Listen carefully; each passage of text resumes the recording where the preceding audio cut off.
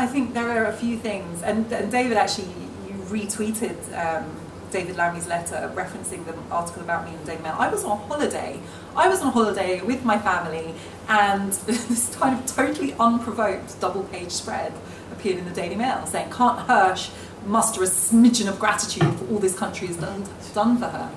And I thought, that's so interesting. One, it fails to understand that I am not an immigrant. And I think that that is very common. You know, if you are, and I was in the Netherlands this weekend, and it was so funny because they have this word, allochthone, which basically means like foreigner. And it's a word that's used for people of colour, regardless of how many generations they've been in the Netherlands. And I was like, God, that's so messed up. You know, and they were like, yeah, but you guys do the same thing. And it's true. I think that we still have this attitude towards people who are the visible descendants of immigrants, that they are somehow the product of immigration. You would never hear a white British person asked to demonstrate gratitude towards this country. There's an assumption that they have an unconditional right to be here. And so I think there's that failure to understand that I am not an immigrant. I didn't come here asking for something. I was born British. And then there is this idea that you know, we're tolerated. Our presence here is conditional. I thought The Good Immigrant, which is also the work of a Bristol native, Nikesh, who's brilliant, was really helpful in that respect, because it helped me crystallise my ideas about this, and how much we internalise them. This idea that, you know, you're starting at a disadvantage. People have certain prejudices and certain preconceptions of you, and you need to disprove them. You need to kind of be the person that is extra polite at the border when the passport man takes your passport, you know, and say, "Good afternoon, officer," you know, just in case there's any doubt in his mind that you deserve to be here. Or, you know, you would be the last person to play loud music on your suburban street because you kind of feel like the neighbours are expecting you to have like wild parties. It's the review of my book in the Times, the newspaper of record, which said that I am obsessed with weed. There are no references to weed in my book. I actually called up my agent when that came out just to check that's not like a literary phrase that I hadn't heard of. It's not. He just was like, she's black, she must be obsessed with weed. And, you know, this idea that we are kind of deviant, we're criminal, we are a problem, unless we kind of can go the extra mile to prove that we're right. Or it's, what's his name? Our friend on Newsnight, the historian David Starkey, saying, you know, David, I'm actually ironically saying that David Lammy's all right because he speaks like a white person. It's those other ones that are the problem. So it's kind of, you know, you conform to the existing culture and you're all right, but God forbid you bring a different cultural heritage or a different value system, then you are a problem. And I think that that just goes so deep, and it's something that I really think we need to challenge in this country. It links up with the whole narrative around diversity. You know, and this is my problem with the diversity agenda. Of course, I support diversity. But when you look at a lot of the companies that preach diversity, and you look at the experience of people of colour in those companies or institutions, and this is a big deal in the media as well, as I think we probably both know, your brownness is welcome because it helps meet diversity criteria, but they do not want the perspective, the diverse perspective that you bring that challenges the received wisdom. That is not welcome. And it's this idea, just like the Commonwealth, you know, that we want to be associated with you. We don't want your people, we don't want your ideas, we don't want your culture, we just want your trade. You know, I think these things are all connected, and it's this idea of Britishness as this kind of pristine mother culture that will tolerate immigration as long as it doesn't change the existing narrative, as long as it doesn't change the way the high street looks, as long as we conform to what was already here. And that, of course, takes us into history and the idea that there is this pristine Britishness or Englishness that is essentially white, you know, which obscures the fact that we've been here, we've been building this country, we've been shaping its culture for centuries. So it's difficult to unpick all of these things, but I think gratitude is a really useful way of showing what is wrong with the current thinking. It's interesting you bring up history, and that you write quite a lot in the book about history. It's difficult to discuss these issues of identity and belonging and what it means to be British without finding yourself needing to go back in time. Why did you think that the history sections in your book were necessary? Yeah, and I say this conscious that I'm speaking to the preeminent historian on this, and if you haven't read David's book, it's remarkable. I cannot recommend it enough. My chapter on history is about my relationship with British history.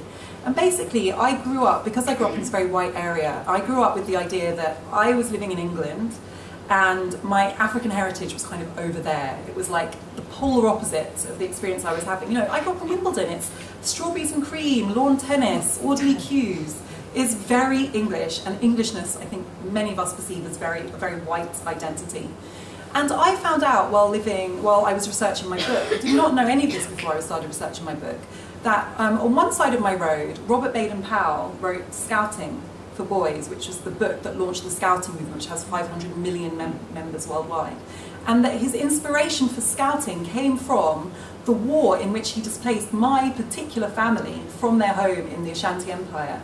And the African troops he led through the jungle, he learned about making bridges out of vines, about knotting, about using a staff, things that became the fundamental tenets of Scouting, came from an African country while he was engaged in war that ransacked and destroyed a huge part of Ashanti heritage that was part of my own personal family story. And I thought, I was a brownie growing up.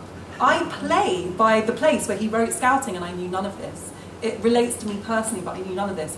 On the other side of my road, Nelson was living with Emma Hamilton, and while he was busy writing letters arguing against the abolition of the transatlantic slave trade, another history I knew about Nelson, but I had no idea.